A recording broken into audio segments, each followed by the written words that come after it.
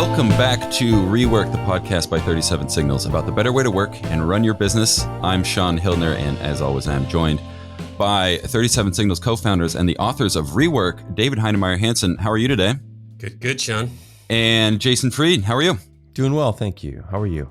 Oh, can't complain. It's nice to be back on the air, you know? And what a better way to come back from break than to talk about meetings. This is probably your most referenced take. And I don't really want to rehash all of Jason's brilliant TED Talk. I'll link to it in the show notes if you want to go check it out. But to start off, can you sort of briefly lay out your overall problems with meetings?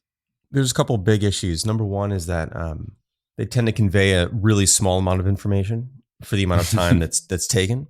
That's number one. Number two, you don't have them by yourself. So you've got to have people in them, which means you've got to sync up schedules. You've got to pull people off their work. A call with two people isn't a meeting. It's just a call with two people. But like a meeting is like 3 or 4 or 5. And then you end up having 5 people. Let's say you talk for an hour. That's actually 5 hours. Yeah, go into that a little bit more. I think that's sort of the oh God, I hate to use thought technology, but the thing when I first heard your TED Talk, I was like, oh, I've never, really wrapped my mind around it in that way. Yeah, basically the fundamental point is that like a 1 hour meeting with 5 people is not 1 hour. It's 5 hours, 5 hour meeting. And that's expensive. And you've got to think about, is it worth spending 5 work hours on this one thing that we could probably write up or 2 people could discuss in 15 minutes or something like that? Meetings aren't the worst thing in the world. They should just probably be the last thing. They're kind of plan B or plan C or plan D. You should try to figure out how to communicate without having those meetings. And in most organizations, the meeting is the first default response. Like, there's something to discuss. Let's have a meeting. Let's get on everyone's calendar. Let's have a meeting. And I think that's what's toxic about them. I think one of the other key issues that has come up since the pandemic is the fact that meetings are synchronous. That is a very expensive way of coordinating things. If you have 5 people, not only are you spending 5 hours if the meeting is an hour long, you also have to coordinate 5 people being in the same space, either physically or virtually at the same time, which is just a nightmare of juggling calendars. And it's a nightmare of puncturing daily schedules. Another thing we're really big on is this notion of long stretches of uninterrupted time.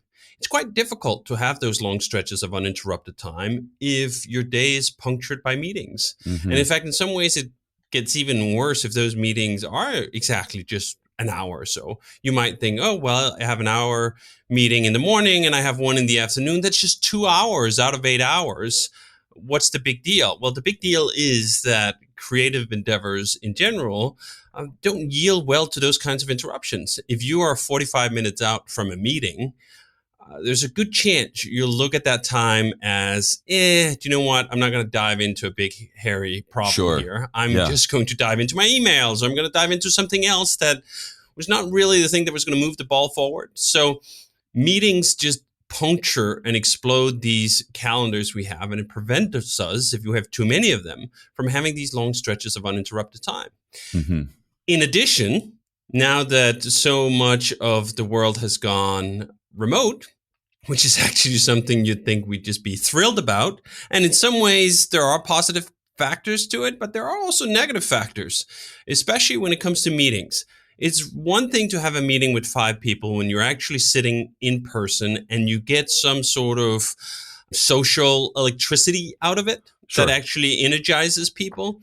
I have never heard of anyone becoming energized by spending hours on end on Zoom. In fact, I've heard repeatedly exactly the opposite, that Zoom fatigue hits about 100% of the population. It is even more infectious than the disease that gave rise to all this in itself. And that's just a new form of tragedy, especially for companies that were used to doing a bunch of meetings, thought it was actually good. Maybe those companies were run by a bunch of extroverts who really like these things. And then they translated that meeting schedule into Zoom. And all of a sudden, they're so surprised that work sucks.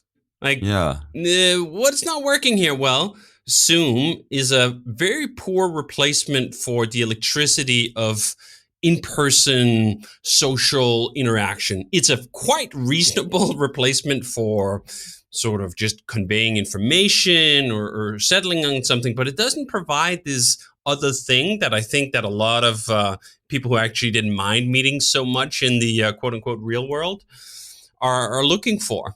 So I think those are two additional reasons, NO 2020 forward, that has made this chapter, Meetings Are Toxic, even more pertinent. I think they're the same types of people too that are trying to recreate the in-person meeting on Zoom, that are forcing people to keep your camera on and, don't blur your background and try to, make it as meeting as possible, which I think is also very toxic. It is, but I also understand the sentiment, right? Like if you actually were the kind of person who really just did like meetings, not because they were actually productive, but because you get to hang out. Gave you something else, you're desperately trying to recreate that something. The promise of online, the promise of something like Zoom or other video chat things is that it does just that. And it kind of looks like it does just that. When you start doing it, it's sort of an insidious, almost silent killer when you've just been on a Zoom call for an hour and you go like, why is the lifeblood just getting sucked out of me at 10 times the pace that it would happen in an actual meeting? Like, what is going on? Like, it is this thing that looks like the real thing. It sort of smells like the real thing, but it actually doesn't smell like the real thing. Maybe this is part of it, right? Like, you can't actually smell other people on Zoom, which sounds like a feature, but who the hell knows where these creatures who've evolved over 200,000 years, maybe smell is one of those key things that provide the electricity of the social connection, and we don't fully understand it. But what we do understand is that Zoom fatigue is very real. It is a direct consequence of meeting culture, and you don't have to do remote that way. There's other ways to do remote. There's other ways to do remote than to reach for the meeting first. You can go asynchronous. This is what we talk about in Rework repeatedly. You can go writing first instead of meeting first, and then you can leave the meeting to become the thing that breaks a stalemate. This is what I really like to use meetings for in general. You write something up asynchronous, don't have to have the coordination. You go back and forth a few times.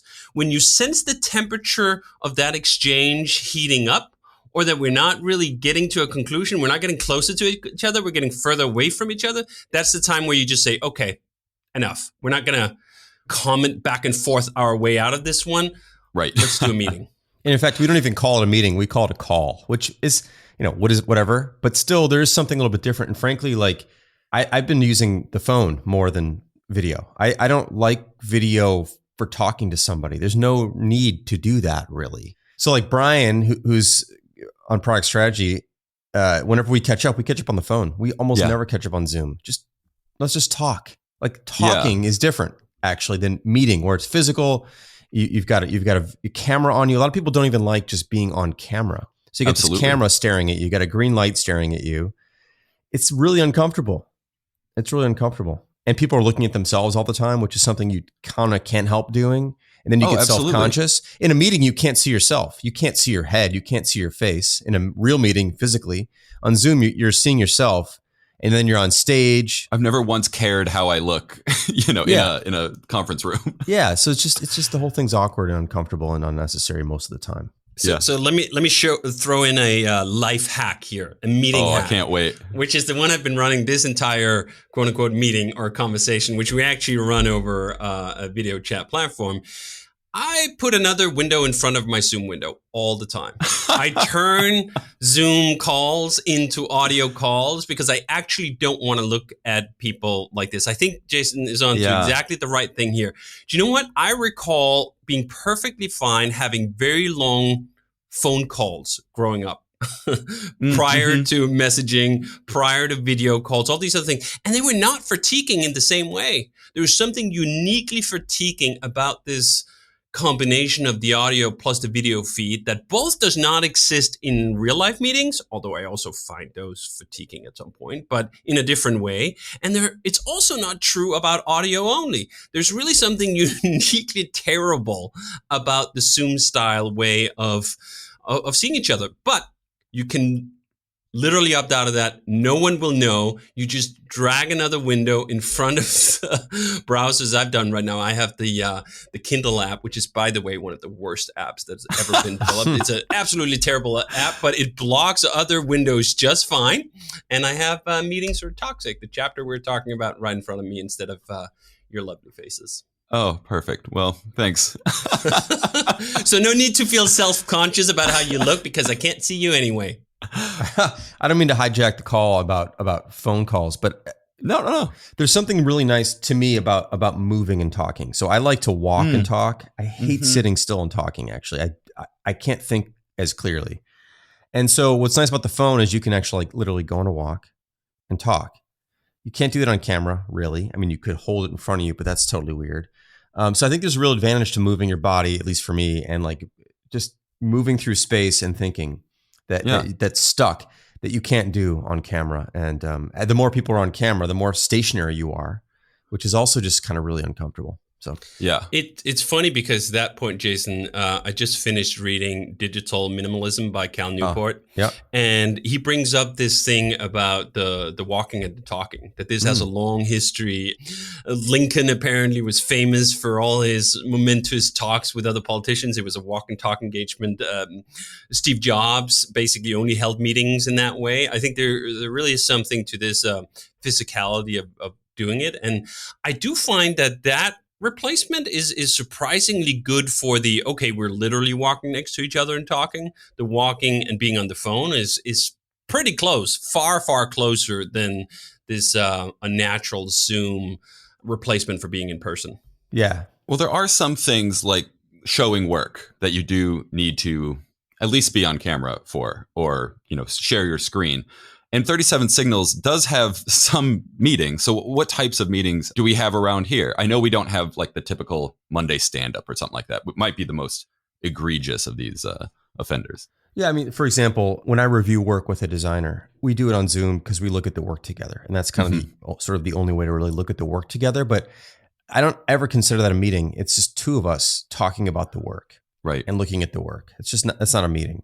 We do have some standing team calls. So like the design team or programmer team or other teams might get together once a week and just kind of have more of a social hour together, essentially, and talk about some stuff, look at some work sometimes, whatever. So we do have those. And then we do an all hands once every 6 to 8 weeks, which is a little bit more of a Q&A. Here's what's kind of going on. Here's what we're planning on working on over the next 6 weeks. Yeah, catch up. That's kind of it. Besides the team calls and the all hands, some other teams do some more frequent calls. There's of course some people that do one-on-ones, but again, I don't really consider a one-on-one necessarily meeting, but it is something that has to fit on your schedule if you're doing that. So I tend not to do those.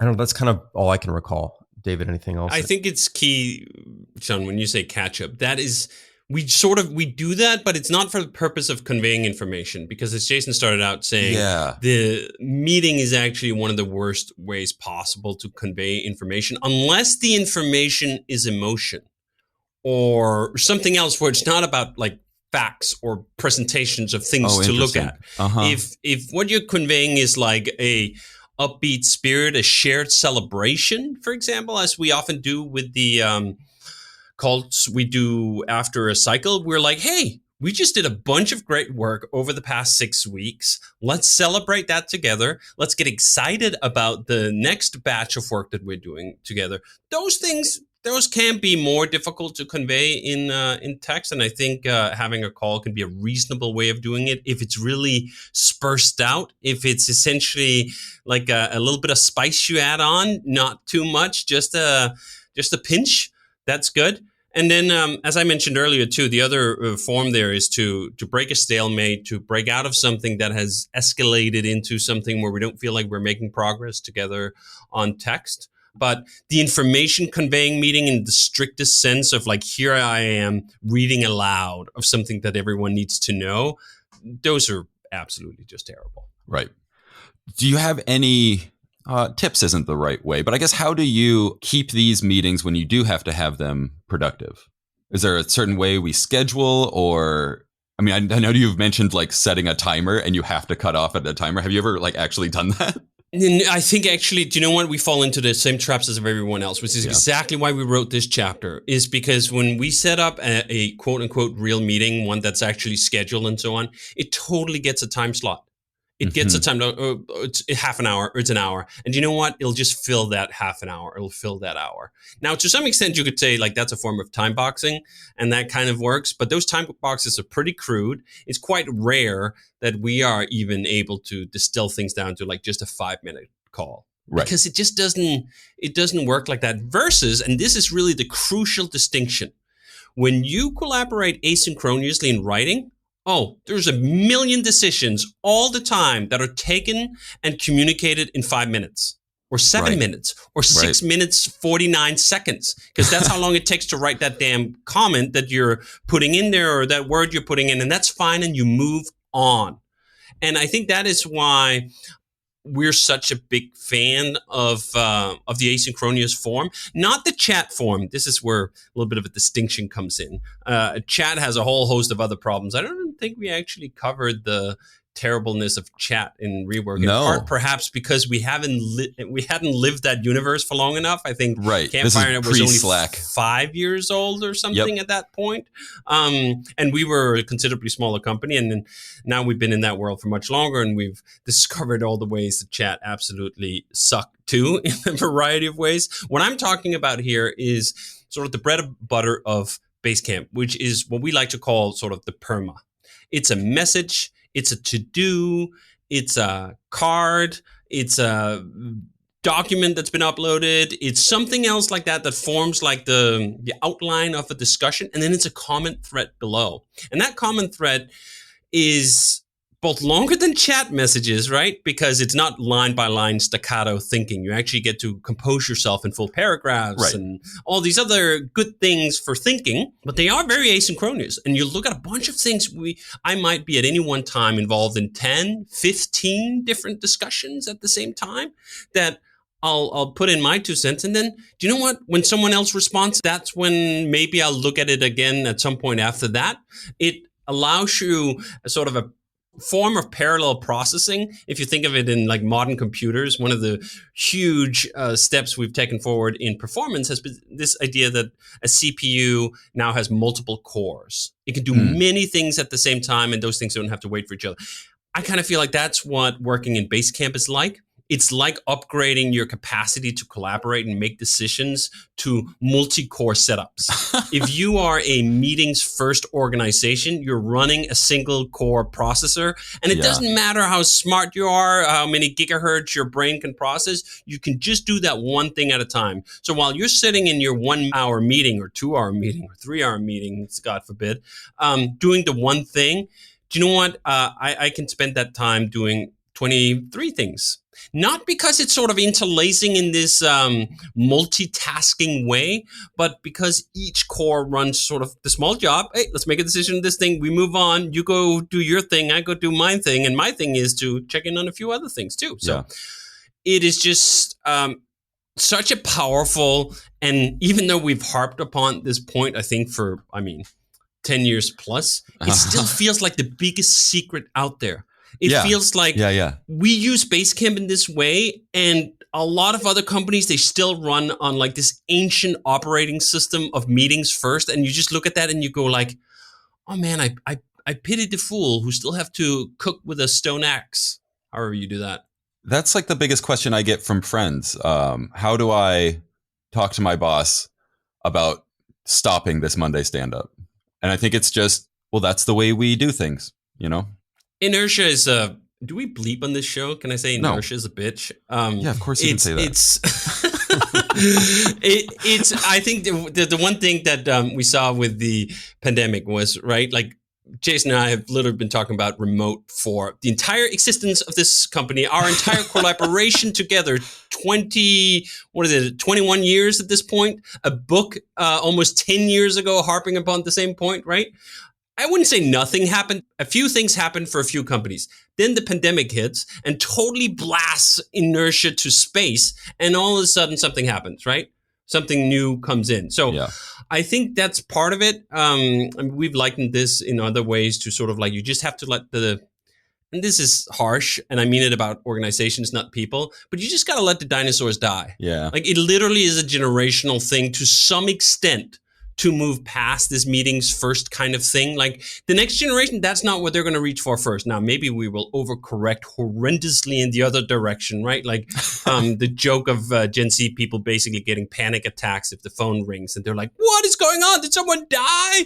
Because everything is running on text. This is hopefully not a harbinger of what's to come. But that some of it is that, right? New companies being started today, post-pandemic, remote is absolutely the default. Writing is absolutely the default. Mm-hmm. Zoom fatigue is something they all live through and hopefully vow to not repeat. So we will get another type of company, but it's got to be the seedlings that put it through. I mean, you see the struggles that Apple and other companies are having, right? They have a long established multi-decade culture with people who were versed and brought up under a different regime. Those people do not change easy, and they will continue to kick and scream until it goes back to the old way. Yeah. It's kind of similar to I spent too much money on this new office, so you have to come in. Is that also an Apple reference to the UFO? Yeah. Was that like $5 billion? Was that the most expensive office actually in the history of offices? I can't think of another one. It's got to be. It's got to be. Anyway. All right. Well, I think that's a great place to stop as we rag on Apple once again on rework. Free Fortnite! You want to open the listener mailbag for a second? Sure. All right. This time we have a question from Chris. Hello, Jason, David, and Sean. I've noticed you've been gradually adding back office type roles at 37 Signals, and I'm curious if shape-up principles like 6-week cycles or hill charts have influenced your back office functions. Yeah. Sean, he asked you too. You want to answer that one? Yeah, it's kind of funny. I actually, because I am on a basically 1 week cycle, I don't really get to experience most of the shape up system, I suppose. Yeah. So I'm a little out of the loop there. Yeah, I mean, most of the teams at the company try to run on 6-week cycles, including finance, including what we're calling sort of commercial, which is marketing and some other things. Not everybody runs it the same way, but we all try to post what are called heartbeats and kickoffs every 6 weeks, explaining roughly like what happened over the past 6 weeks, what's going to happen over the next 6 weeks. Things are supposed to be project based to a certain degree. Like this is what we're expecting to get done over the next 6 weeks. It's not a continuation necessarily of something we did last 6 weeks. It's a new thing. Not always, but most of the time. Some teams, though, don't really work that way. Ops, for example, is more of a reactive work kind of team where things come up and you just don't know. They have some projects, though, that are happening and are pre-announced and are on a set schedule to some degree and time boxed, but other things just kind of come up. So I would say it's product is the primary place, and then it has expanded beyond that, but it's not quite as rigid in other places. I do think, though, that the 6-week cadence of kickoffs and heartbeats, just to reiterate, a heartbeat is sort of a summary of what happened over the last 6 weeks, right? All the work that was completed, and a kickoff is what's planned on being worked on over the next 6 weeks. Those are really valuable things. Even if there's some things that go for a few cycles just because of the nature of the work, it's still just nice to know where things are and where we expect them to be over the next 6. Yeah, it's a good way to replace a meeting, you know? Well, it actually is a good example of that, where the kickoffs and the heartbeats they summarize in significant detail lots of things that don't need to be discussed at the moment, but can wait for 6 weeks to be summarized all in one post, which then you can read on your own schedule or ignore if you want to. You know, like it's here. The information's here. If you're curious, you can read it. If not, it's fine too. But you can read it in one swallow, basically, and then you're done. You know, you don't have to sit through anything. It's kind of like a Reader's Digest version of the productivity of the last 6 weeks, which is one of those points I think we are increasingly losing. This idea to summarize with sort of in a brief manner. Like you don't need to follow along what everyone else does all the time. Now, you actually can to some extent in Basecamp, but we encourage people not to. We've done a lot of work to actually cut down on the amount of information you're exposed to. Yep. And then the alternative or the replacement here is like, you know what? Once every 6 weeks, you'll know. You'll get the highlights. You don't need the play-by-play. You don't need all the details. You just need like one sheet of paper, which is usually what the kickoff or heartbeat is. It's about a page plus minus. And you can read that in 5 minutes? and you can catch up on 6 weeks worth of stuff that happened? Well, how long would it have taken to pay minute attention to all those details along the way? How much interruption would have it cost? How much attention slip would you have suffered? Boom. Once every 6 weeks, you're up to date. Yeah. So, I mean, Shape Up, I guess, correct me if I'm wrong, was written from the standpoint of this is what we use for product design. Is that right? Yes. But it is a viable way to work for a lot of the back office roles. I think any project-based work, which is what product development ultimately is, right? It's these sort of chunks of work that need to happen within a certain period of time, are roughly predefined up front, but with a lot of room to move to figure out how to get it done.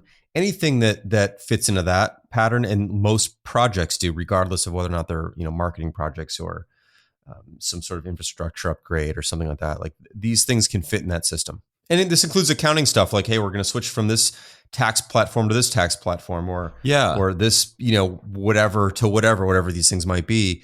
They're projects. They've got tasks. They've got people involved. They've got open questions that haven't been answered yet.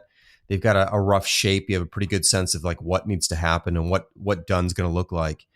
Anything in most types of work fall into that pattern. So I think it's really, really good. Well, cool. Yeah. Thank you, Chris, for calling in. If you have any questions for Jason or David, you can give us a call at 708-628-7850.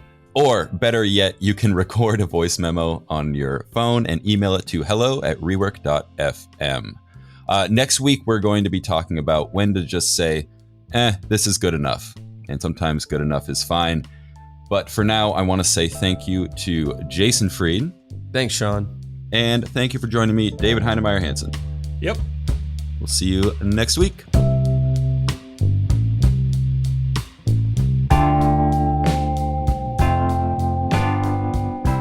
Rework is a production of 37 Signals. Our theme music is by Clipart. We're on the web at rework.fm, where you can find show notes and transcripts for this and every episode of Rework. We're also on Twitter at Rework Podcast. If you're following along in the book, next time we'll be discussing the chapter Good Enough is Fine. And if you like the show, I'd really appreciate it if you would leave us a review on Apple Podcasts, Spotify, Overcast, or wherever you're listening to this.